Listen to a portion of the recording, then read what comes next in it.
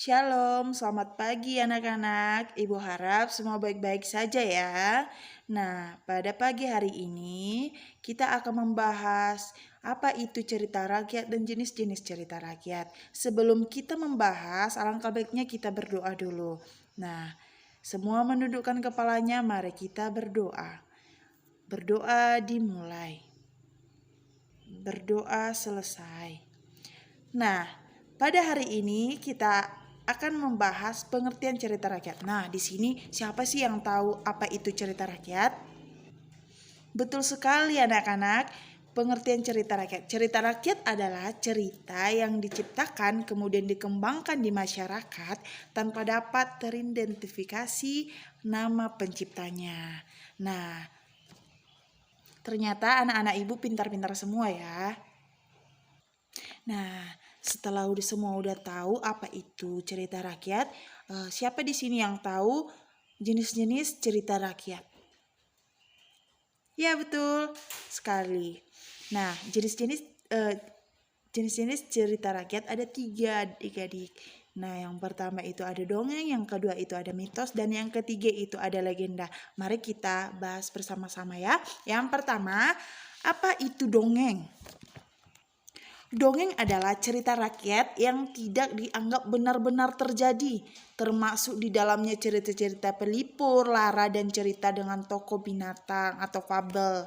Nah, contohnya di sini apa? Siapa yang tahu apa contoh dari dongeng ini? Nah, contohnya seperti kancil dan buaya. Kancil itu terkenal cerdik. Buaya itu kadang-kadang kita tahu tokohnya apa? Gampang ditipu sama kancil kan? Nah, itu dia cerita dari dongeng ini. Nah, yang kedua ada mitos. Pengertian mitos. Mitos adalah cerita rakyat yang dianggap benar-benar terjadi dan dianggap suci atau sakral. Misalnya cerita tentang tokoh kayangan atau tokoh supranatural yang memiliki kekuatan hebat. Tokoh mitos adalah dewa atau manusia setengah dewa dan menyangkut peristiwa yang terjadi. Nah, contohnya siapa yang tahu anak-anak? Ya, betul sekali. Contohnya itu seperti Putri dari Kayangan yang mengisahkan bagaimana itu seperti mana kayangan dan hidup manusia. Seperti itu. Pintar ya anak-anak ibu. Nah, lanjut lagi ya. Yang ketiga ada itu legenda. Nah, siapa di sini tahu apa itu arti legenda? Ya, benar sekali anak-anak.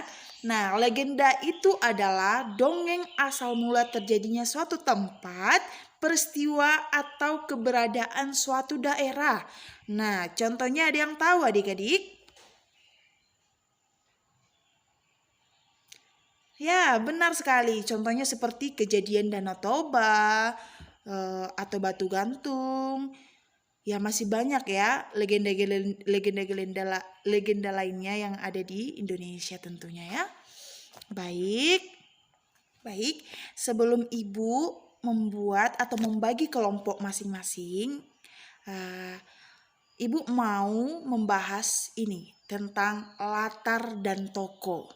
Nah, mungkin anak-anak ibu udah lebih paham lah ya, atau udah tahu mungkin latar itu dan tokoh. Sedikit ibu mengulangi di sini sebelum kita kerja kelompok ya. Nah, latar. Latar itu ada berapa anak-anak? Ya, betul sekali, ada 3. Apa itu? Yang pertama itu ada latar suasana, yang kedua itu ada latar waktu, yang ketiga itu ada latar tempat. Yang pertama itu latar suasana. Latar suasana merupakan latar yang berhubungan dengan situasi atau keadaan. Contohnya apa? Ada yang tahu contohnya apa? Ya, betul sekali. Contohnya ada saat gembira, saat sedih, dan lain-lain sebagainya. Nah, ada juga latar waktu. Latar waktu merupakan latar yang berkaitan dengan ketika terjadinya peristiwa dalam cerita. Nah, Contohnya pagi kah, siang atau sore, itu contohnya ya. Yang ketiga ada latar tempat. Apa itu latar tempat? Latar tempat adalah suatu kawasan atau tempat di mana suatu cerita itu berlangsung. Nah, kita lanjut ke tokoh. Tokoh itu ada 3 ya anak-anak. Yang pertama itu ada protagonis, yang kedua ada antagonis, yang ketiga itu ada tritagonis. Yang pertama protagonis adalah tokoh utama dalam suatu cerita. Yang kedua itu antagonis. Antagonis adalah karakter yang jahat melawan karakter utama yang protagonis. Yang ketiga ada tritagonis adalah tokoh pembantu atau penegak dalam cerita baik. Nah, Ibu akan menyusun kelompoknya. Nah, menyusun kelompok, 2 kelompok ya. Jadi tugasnya di sini, tugas kelompoknya Ibu buatlah sebuah dongeng dan tentukan latar dan tokohnya.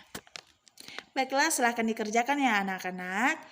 Nah, berhubung waktu kita sudah habis, nah kita akan memulai doa penutup. Mari kita berdoa. Semua menundukkan kepalanya. Berdoa selesai. Nah, semoga apa pelajaran kita pada hari ini bermanfaat untuk kita semua ya. Untuk kerja kelompoknya silakan dikerjakan ya anak-anak. Besok kita akan bertemu lagi. Sekian pertemuan kita hari ini. Selamat pagi. Shalom.